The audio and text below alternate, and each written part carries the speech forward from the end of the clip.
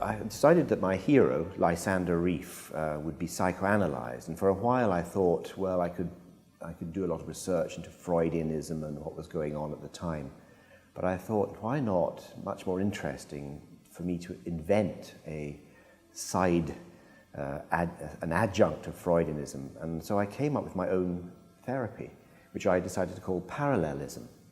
And it's actually surprisingly plausible. I took ideas from all sorts of places, largely from an American poet called Wallace Stevens, a famous American poet who had a theory about the world, which seemed to me to apply to human nature and human psychology. Wallace Stevens thought that the world was a dead, grey, gaunt place, and that we gave it colour and made it vivid by the use of our own imaginations. And he drew on the thinking of Henri Bergson, the famous French philosopher. So I cherry-picked all these various notions and came up with this therapy that your trauma, your neurosis is caused by unhappy memories. But your memories are really only fictions that you have created.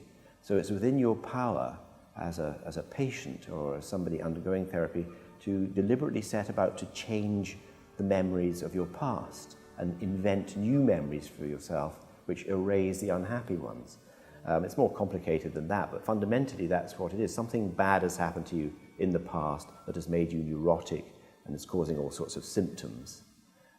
So you revisit that moment with the help of the therapist, and you just change what happened.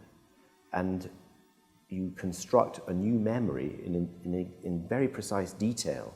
And the more detail you get of that alternative day or that alternative moment, the more it kind of pushes aside the bad stuff and you replace it with happy, nice, benign memories.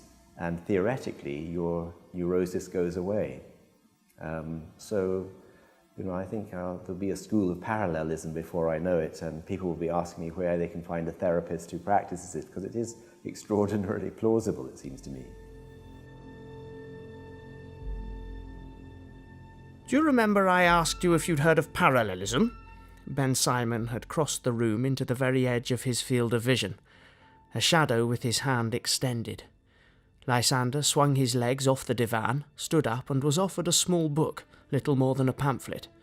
He took it, navy blue cover with silver lettering. Our Parallel Lives, an Introduction by Dr. J. Bensimon, M.B. Oxon. I had it privately printed. I'm working on the full-length version, my magnum opus. Taking rather a long time, I'm afraid. Lysander turned the book over in his hands. Can you give me the gist? Well, bit of a challenge. Let's say that the world is in essence neutral, flat, empty, bereft of meaning and significance. It's us, our imaginations, that make it vivid, fill it with colour, feeling, purpose and emotion. Once we understand this, we can shape our world in any way we want. In theory. Sounds very radical. On the contrary, it is very commonsensical, once you get to grips with it. Have a read. See what you think. He looked at Lysander searchingly. I hesitate to say this, and I very rarely make this leap, but I have a feeling parallelism will cure you, Mr. Rief. I really do.